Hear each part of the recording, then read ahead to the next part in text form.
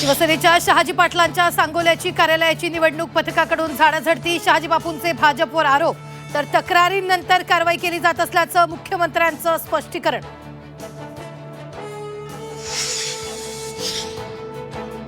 भाजप एकच नंबरचा पक्ष राहणार. रवींद्र चव्हाणांनंतर देवेंद्र फडणवीसांनीही शिवसेनेला डिवचलं.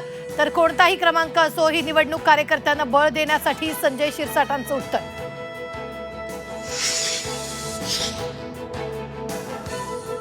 शिंदेचे 35 आमदार फुटणार. पहिल्याच पत्रकार परिषदेत आरोपांचा बॉम्बगोळा.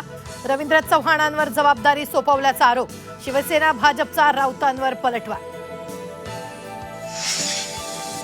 एकनाथ शिंदेंकडून स्वतःचा मुख्यमंत्री असा उल्लेख. चूक लक्षात येता शब्द फिरवला. नंतर नगरविकास मंत्री असा उल्लेख.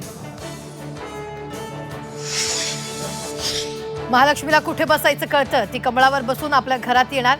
सांगलीच्या प्रचार रॅलीत मंत्री पंकजा मुंडेंचं विधान.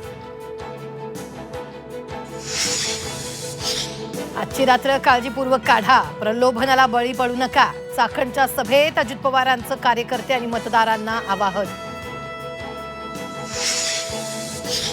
सर्व नगर परिषदांचा निकाल एकाच वेळी लावा. 3 डिसेंबरची मतमोजणी पुढे ढकला. शिवसेना खासदार श्रीकांत शिंदेंची मागणी. कायदेशीर सल्ला घेऊनच निवडणुका पुढे ढकलल्या. निवडणूक आयोगाकडून स्पष्टीकरण. उद्याच्या मतदानावर परिणाम होणार नसल्याचाही केला दावा.